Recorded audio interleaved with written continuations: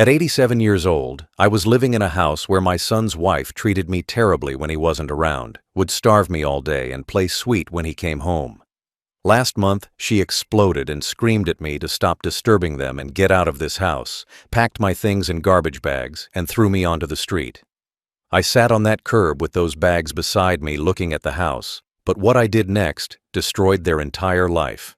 Before I tell you what happened next, tell us where you're watching from, and please subscribe so more people hear this story. I moved into what I believed was my son Robert's house 3 years ago after my health started declining significantly, had developed severe arthritis and early-stage Parkinson's that made living alone increasingly difficult and dangerous. Robert had called me sounding concerned about my well-being, said he and his wife Linda wanted me to come live with them so they could take care of me properly in my final years. The offer seemed loving and generous, made me feel grateful that my son valued having his elderly father close instead of shipping me off to a nursing home. Packed up my small apartment and moved into their large suburban house feeling relieved that I'd be surrounded by family, that I wouldn't have to struggle alone anymore with daily tasks that had become nearly impossible. Robert helped me settle into a bedroom on the first floor. Said they'd converted it specifically for me so I wouldn't have to manage stairs with my deteriorating mobility. The first few weeks felt warm and welcoming, Linda cooking meals and Robert checking on me regularly, both of them seeming genuinely happy to have me there.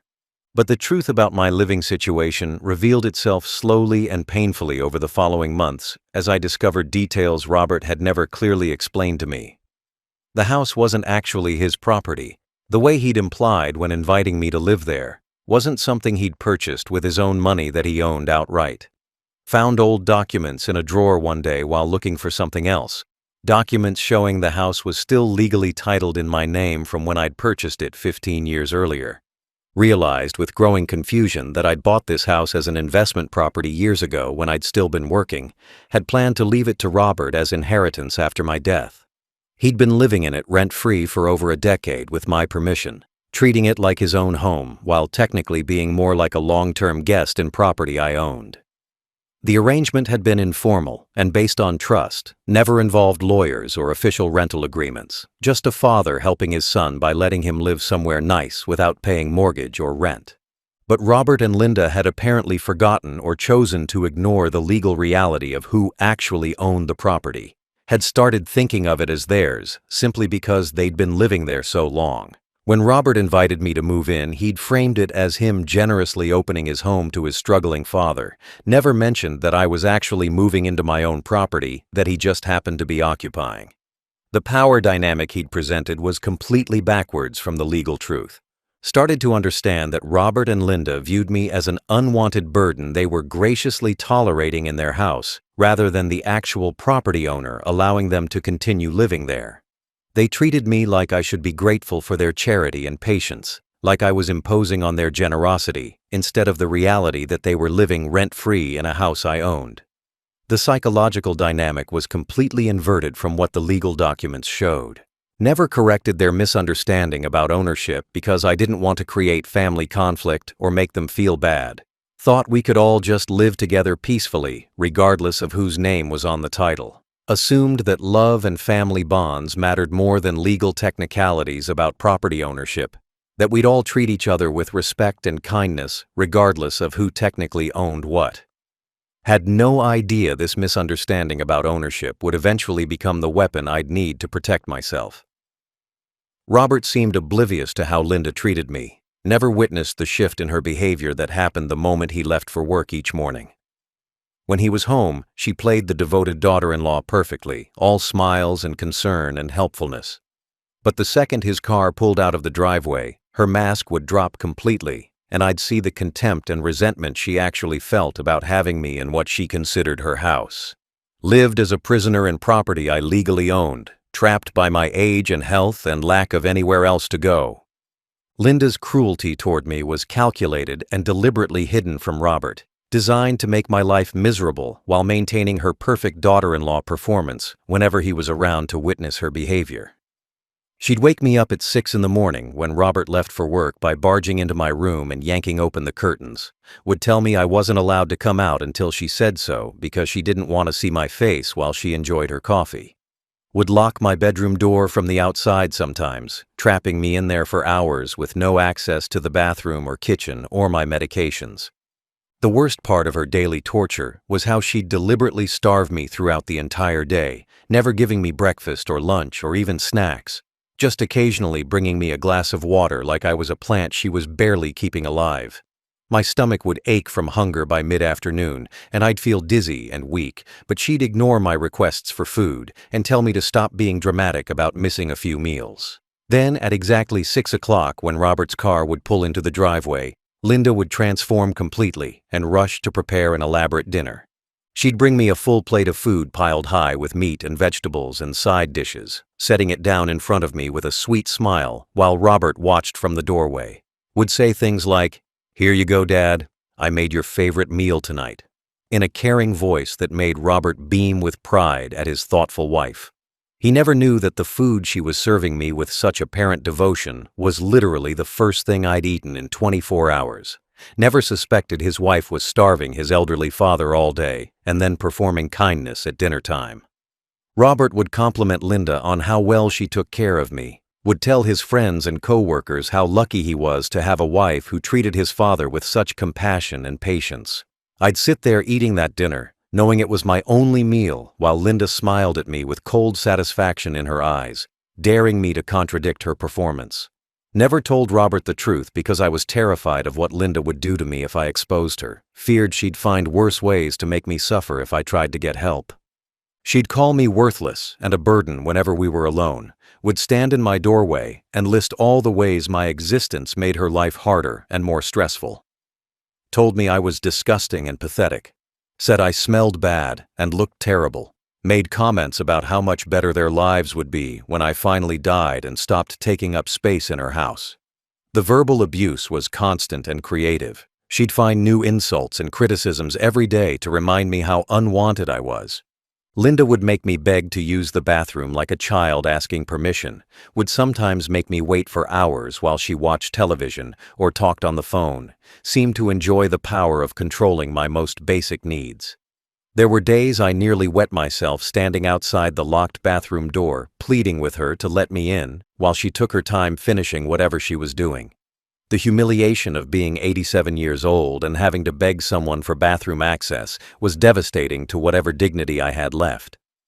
She'd deliberately forget to give me my medications on schedule, would claim she was too busy or that I'd already taken them when I hadn't, causing me pain from missed doses that she'd then use as evidence I was too much trouble. Would complain to Robert that I was always needing something or having medical issues, framing my legitimate health problems as attention-seeking behavior. Made him think I was a difficult patient when really she was sabotaging my care to make me suffer more. Linda forced me to hand wash their laundry in the bathtub because she said the washing machine was too complicated for old people to use safely, made me scrub their clothes with my arthritic hands that could barely grip the soap. Would laugh when I'd struggle with the physical task, would mock how slowly I moved and how my hands shook from Parkinson's, making it hard to wring out the wet fabric. Called me disgusting when my trembling hands would drop something, treated my medical conditions like character flaws I should be ashamed of, instead of illnesses I couldn't control. The bathroom control became one of Linda's favorite methods of torturing me. She'd deliberately make me wait hours after I'd asked permission to use it while she did unnecessary tasks that could have waited. Would tell me she was busy cleaning or cooking or on an important phone call, would make me stand outside the bathroom door with my legs crossed, trying desperately to hold it while she took her time. There were multiple occasions where I actually had accidents because she'd waited too long to grant me permission. Humiliating moments where I'd wet myself slightly at 87 years old because my daughter-in-law enjoyed wielding that kind of power over me. She'd mock me viciously when those accidents happened, would make disgusted faces and comments about how pathetic it was that I couldn't control my own body anymore.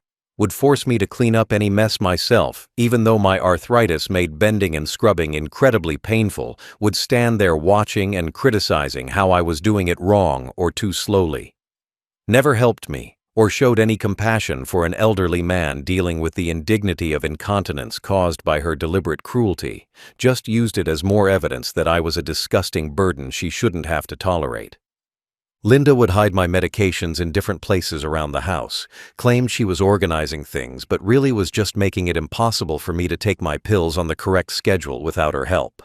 My Parkinson's medication needed to be taken at very specific times to manage my symptoms properly. Missing doses by even an hour could cause tremors and mobility problems that would last for days.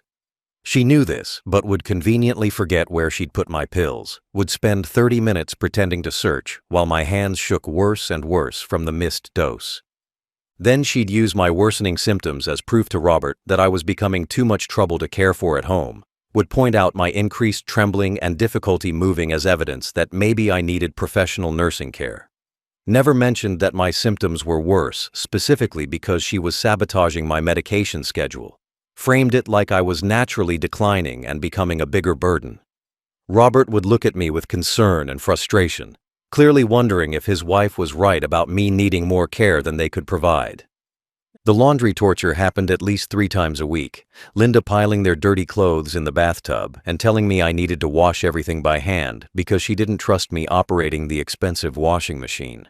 Would stand in the bathroom doorway watching me struggle to scrub their clothes with hands that could barely close around the fabric, my knuckles swollen and painful from arthritis that made every movement agony.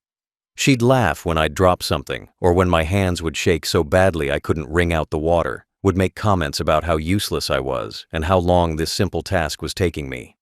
Sometimes she'd dump the clean laundry back in the tub, claiming I hadn't done it properly, make me wash everything again while she criticized my technique and speed. My back would ache from bending over the tub for hours, my hands would be raw and cramping, but she'd just stand there enjoying my suffering. Would tell me that if I couldn't handle simple chores, then maybe I should find somewhere else to live, threatening me with homelessness if I didn't perform adequately as her unpaid servant.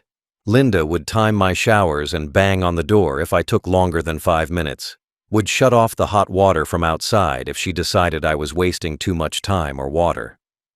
Getting clean became another source of stress and humiliation, having to rush through washing myself with arthritis-stiffened joints while knowing she was timing me and ready to punish me with freezing water if I went too slow. Would emerge from those hurried showers still partially dirty because I hadn't had enough time to properly wash, which she'd then criticize and mock. Stayed silent about all of this torture because I genuinely had nowhere else to go at 87 years old with no savings and serious health problems.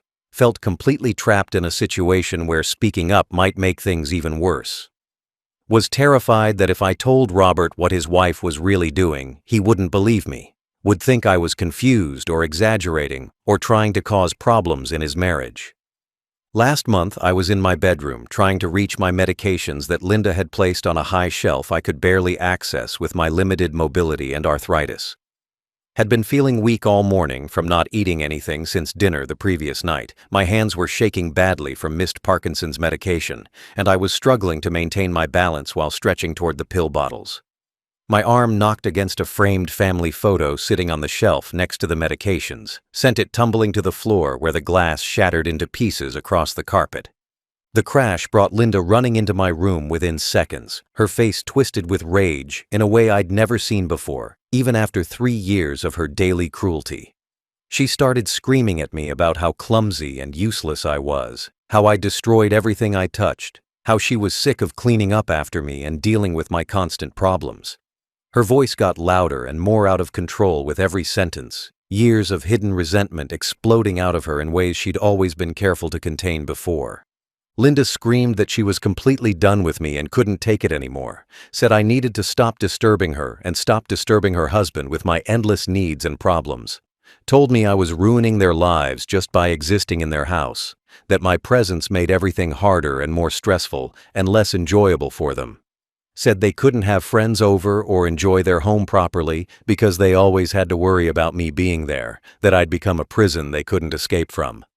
She screamed at me to pack my bags and get out of the house immediately, said she never wanted to see my pathetic face again, and I wasn't welcome there anymore. Started grabbing my clothes from the closet and dresser and throwing them onto the bed, pulled out garbage bags from under the sink and began stuffing my belongings into them roughly. I tried to ask where she expected me to go, and she just screamed louder that she didn't care, that it wasn't her problem, that I needed to figure it out myself because I wasn't staying there one more night. My protests and pleas fell on completely deaf ears as Linda worked herself into an even greater fury. She grabbed the garbage bags full of my things and dragged them toward the front door. I followed her on shaking legs, begging her to please calm down and let me at least call Robert before she did something she'd regret. Tried to explain I had nowhere to go and no money for hotels or other housing. She just told me to shut up and stop making excuses, said I'd manipulated them long enough, and she was ending it right now.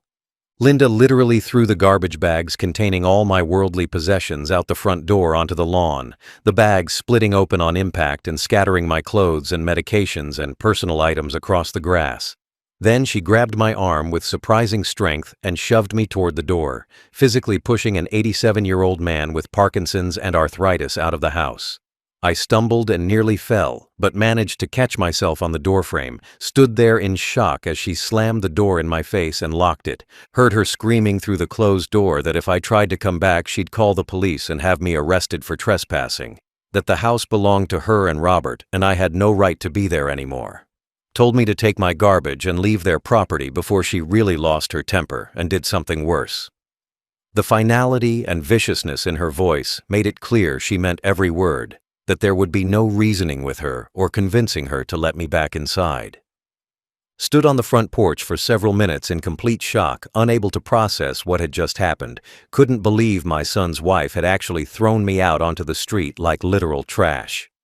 Slowly walked down to the curb and sat down next to the torn garbage bags containing my belongings, my whole body shaking from a combination of my Parkinson's and the trauma of what had just occurred. Neighbors walking by stared at me, but nobody stopped to help or ask if I was okay. Everyone looking away, uncomfortable with witnessing an old man's public humiliation. I sat on that curb outside the house for over an hour, in complete shock, unable to make my body move or my brain process what I should do next. Kept staring at the torn garbage bags scattered around me with my clothes and medications spilling out onto the grass, felt like I was in a nightmare I couldn't wake up from. The house I was looking at was my own property according to legal documents, but I'd just been physically thrown out of it by my son's wife, who seemed to have completely forgotten or never known that fact. Neighbors I'd seen occasionally over the past 3 years walked by giving me uncomfortable glances, clearly recognizing me as the old man who lived with Robert and Linda, but not understanding why I was suddenly sitting on the curb with garbage bags. A few slowed down like they might stop and ask if I needed help, but then seemed to think better of getting involved in what looked like a family situation and kept walking. The avoidance and discomfort in their faces made me feel even more alone and helpless, made it clear nobody was going to step in and rescue me from this situation.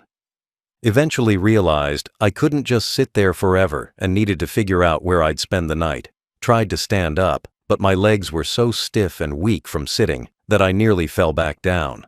Managed to get to my feet using the mailbox for support, stood there swaying slightly while I tried to gather my scattered belongings back into the torn garbage bags.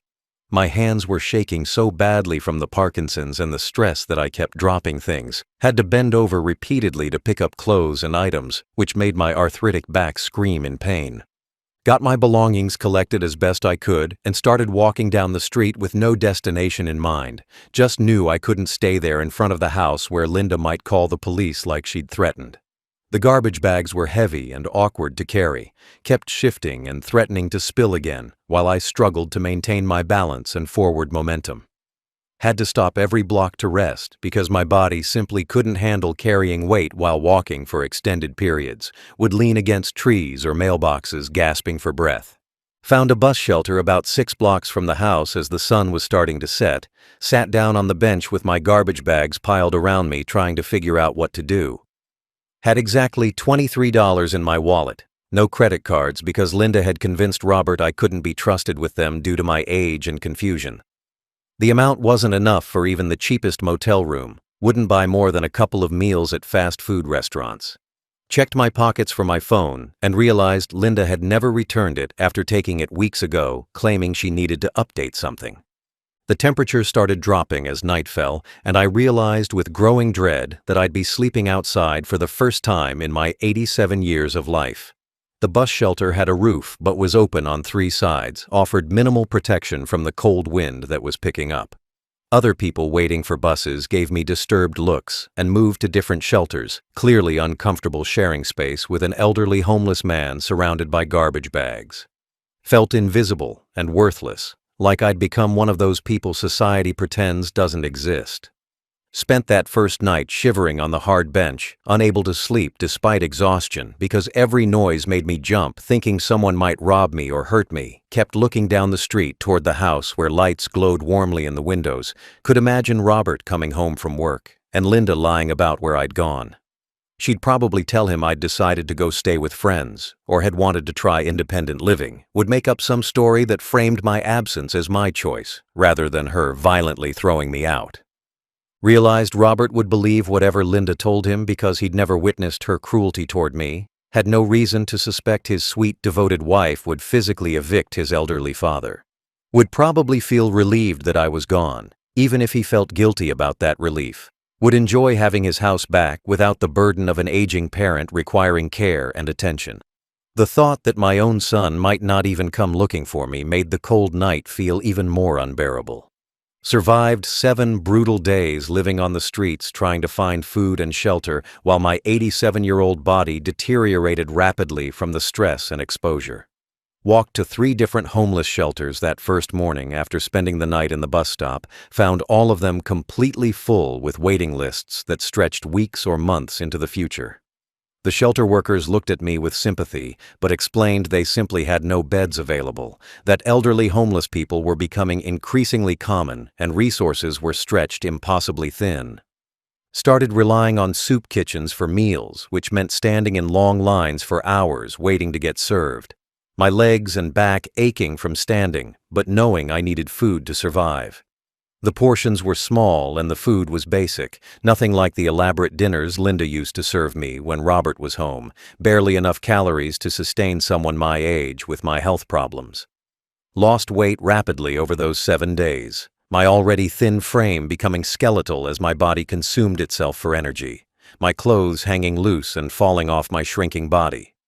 Found that park benches became my bed most nights, when the bus shelters were occupied by other homeless people who'd claimed them first. Would try to sleep sitting up because lying down on the hard wooden slats was too painful for my arthritic spine. Never really slept properly, just dozed in and out of consciousness while staying alert for danger, every sound and movement jerking me awake in case someone was approaching to rob or hurt me. The exhaustion accumulated day after day until I could barely think straight, my mind foggy and slow from lack of real rest. Developed pneumonia by the 4th day from sleeping outside in cold temperatures without proper clothing or shelter, started coughing constantly and running a fever that made me delirious and confused. Could feel fluid building in my lungs, making each breath harder and more painful. Knew I needed medical attention, but had no way to get to a hospital or pay for treatment.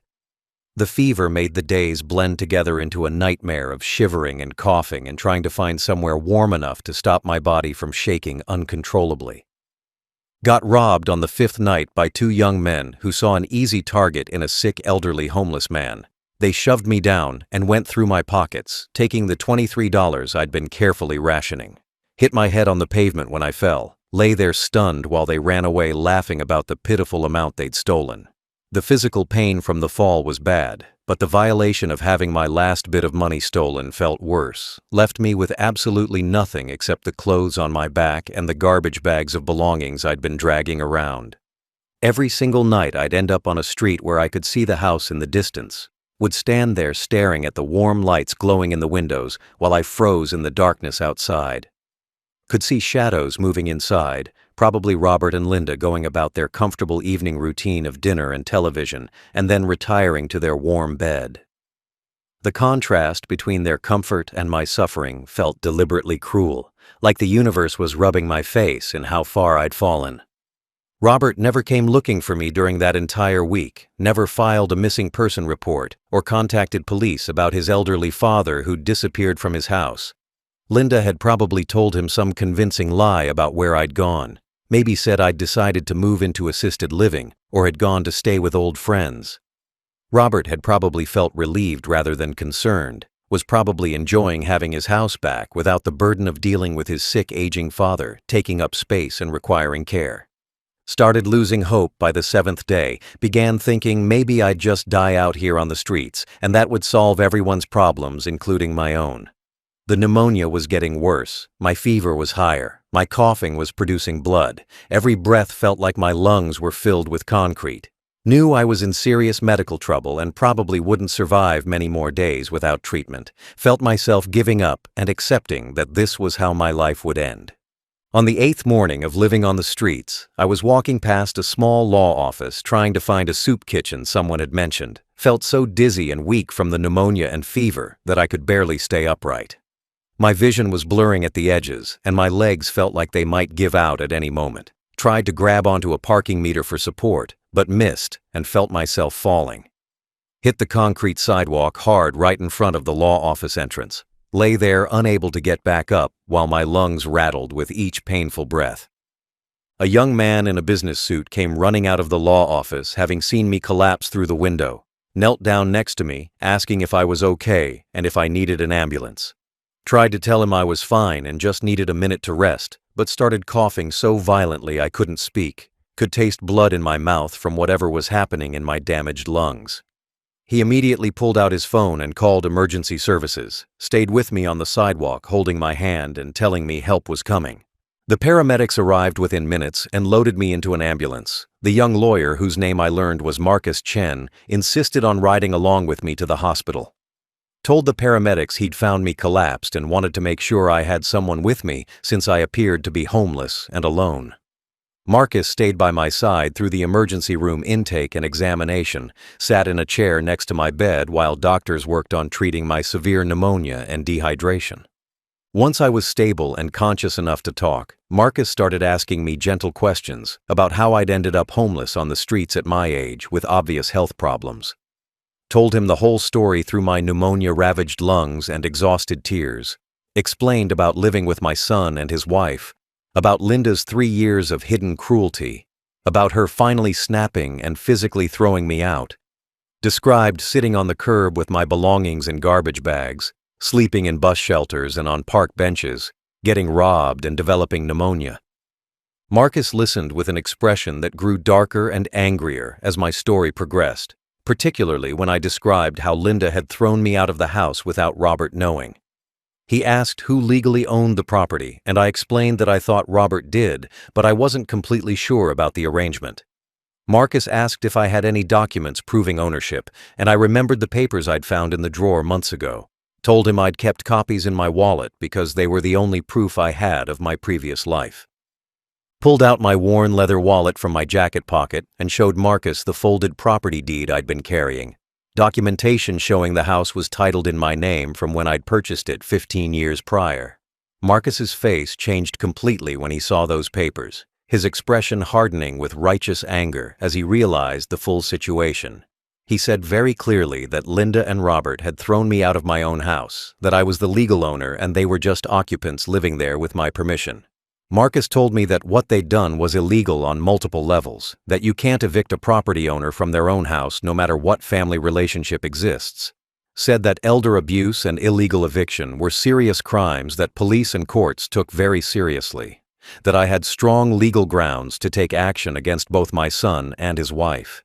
His anger on my behalf felt validating after days of thinking maybe I'd somehow deserve this treatment. Made me realize that what had happened to me was genuinely wrong and actionable.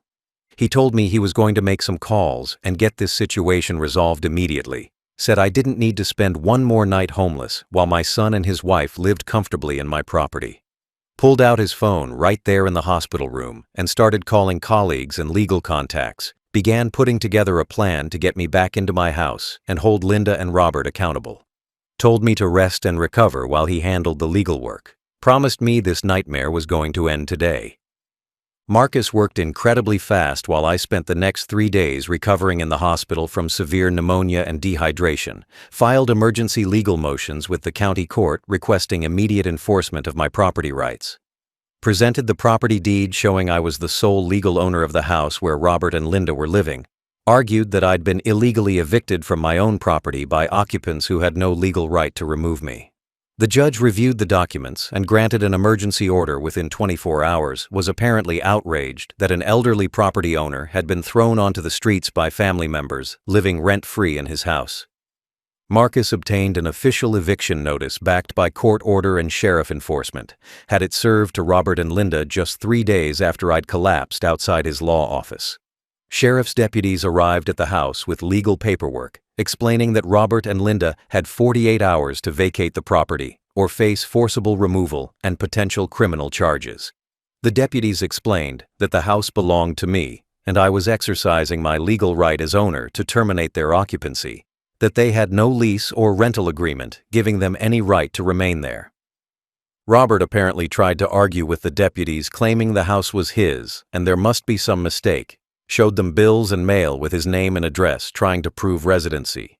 The deputies explained that having mail delivered somewhere doesn't establish ownership, that the property deed on file with the county clearly showed my name as the legal owner. Told Robert that he and his wife had illegally evicted the actual property owner and were now facing eviction themselves, along with possible criminal charges for elder abuse and illegal eviction.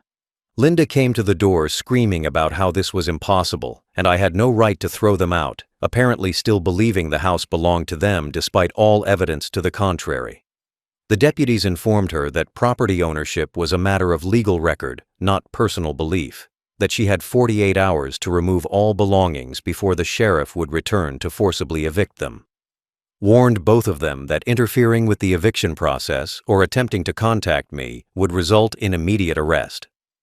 Marcus told me later that Robert had tried calling the hospital where I was recovering. The staff blocked his calls on Marcus's instruction since there was a pending legal case and potential criminal charges. Robert apparently left messages saying he didn't understand what was happening and needed to talk to me urgently. Claimed he'd had no idea Linda had thrown me out and wanted to apologize. Marcus advised me not to respond to any contact attempts until the legal proceedings were complete and I was safely back in possession of my property. The 48 hours passed with Robert and Linda frantically trying to pack up years of belongings and find somewhere else to live on extremely short notice. Marcus heard through legal channels that they were struggling to find apartments because they had no rental history, no substantial savings for deposits, and now had an eviction on their record. The comfortable life they'd been living rent-free in my house had apparently left them completely unprepared for the reality of actually paying for housing. When the 48 hours expired, the sheriff's deputies returned to the house to ensure Robert and Linda had vacated, found them still frantically packing with a moving truck half-loaded in the driveway. The deputies gave them 2 more hours as a courtesy, but made it clear that was the absolute final extension, that any belongings left behind would be removed and disposed of by the county. Robert and Linda had to abandon furniture and belongings they couldn't fit in the truck, had to leave behind the comfortable life they'd built in my house. Marcus accompanied the deputies during the final eviction to document everything and ensure the process was completed legally. Took photos and videos showing Robert and Linda's belongings being loaded into a truck while they both looked devastated. Told me later that Linda had been crying and Robert had looked completely shell-shocked, neither of them seeming to fully understand how their situation had collapsed so completely in just a few days. They'd gone from comfortable homeowners to evicted and homeless themselves, experienced exactly what they'd done to me, but without the excuse of being 87 years old with serious health problems. I made the decision while still recovering in the hospital that I couldn't live in that house anymore, after what had happened. The memories of Linda's cruelty and being thrown out onto the street had poisoned any comfort the property might have offered. Told Marcus I wanted to sell the house immediately and use the money to secure proper care in a senior facility, somewhere I'd be safe and treated with dignity instead of tortured and discarded.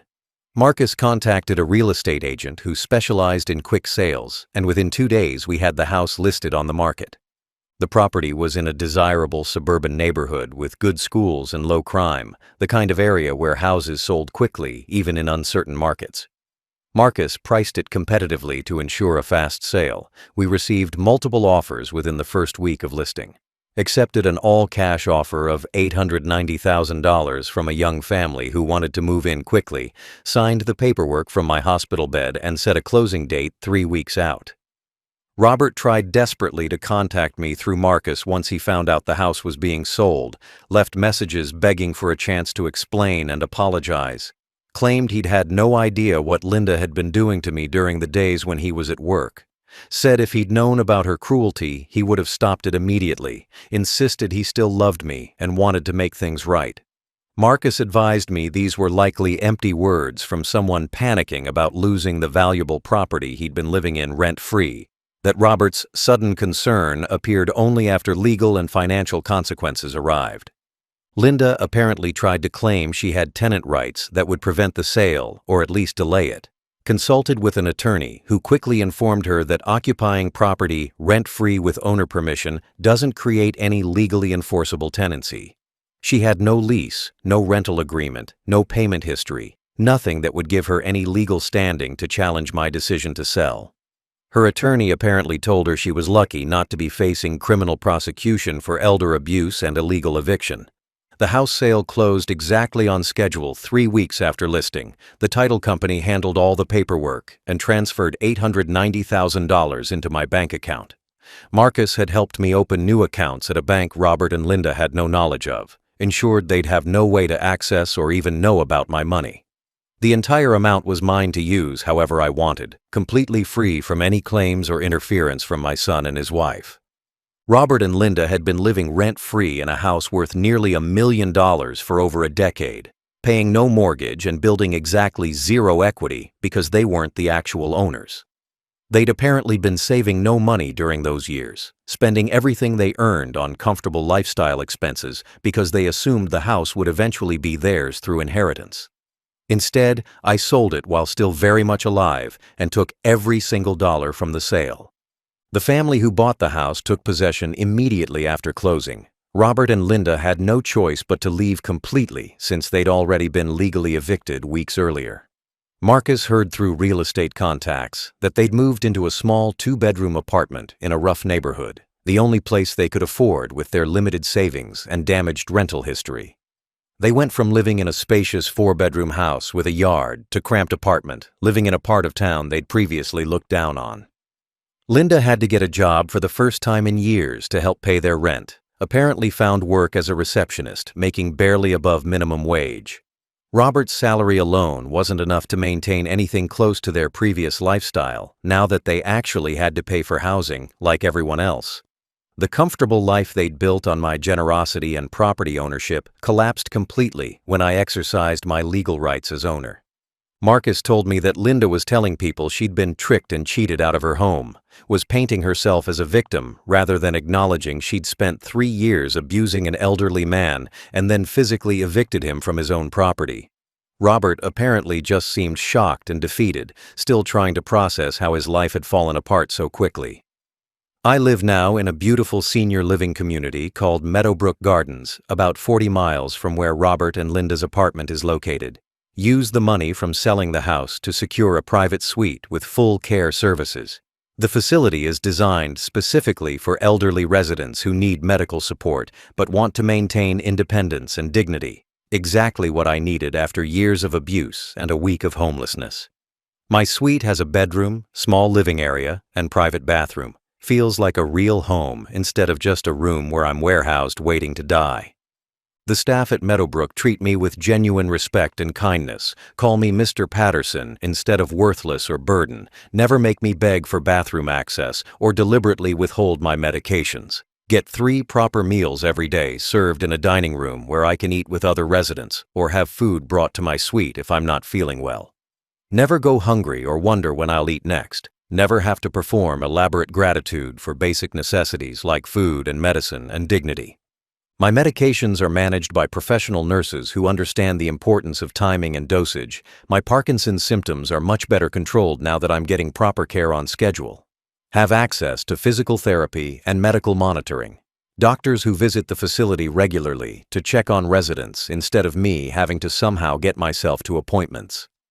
My health has actually improved significantly in the months since moving here. The stress and abuse and homelessness had been destroying my body faster than age alone. Robert calls my room phone sometimes, leaving voicemails that I delete without listening to them. The facility staff know not to put him through directly and to tell him I'm unavailable if he asks. Marcus set up legal protections preventing Robert and Linda from visiting me without explicit written permission. They're barred from the facility property and would be arrested for trespassing if they showed up. The physical and legal distance between us feels safe and necessary after everything they put me through. Robert's messages that staff have summarized for me apparently focus on how unfair I'm being and how his wife didn't mean to hurt me. Claims Linda was just stressed and made a mistake throwing me out. Says I'm punishing him for something his wife did that he had no knowledge of. Insists he deserves a chance to explain and rebuild our relationship.